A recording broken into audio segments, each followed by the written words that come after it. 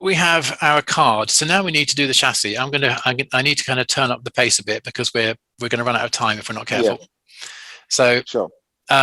so the chassis is now a bit different because the chassis is not driven directly by customers. It's driven by how many cards do I need. So, so far we've been working out how many cards we need. Now we need to say, okay, well, based on how many cards there are, how many chassis do I need to house those cards? So what we need is a way to say not from the service, but actually directly from the access card, because I want the access card to require a chassis. And the way you do that is with a thing called a transformation. And in general, a transformation is something which has an input, you give it an output unit, and you can always give them a multiplier. There are actually lots of different kinds of transformations. There's tons of things you can do with transformations, but the easiest one is just a multiplier. And the way you wire it up is it's actually much easier to wire it up directly from the icons.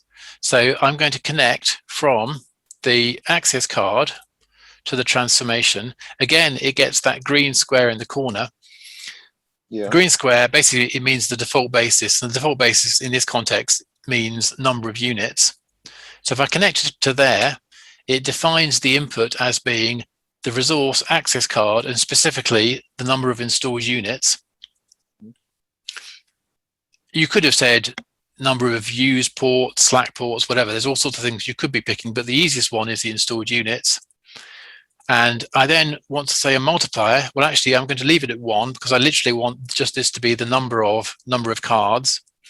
So the output unit will be cards, and I'll rename it.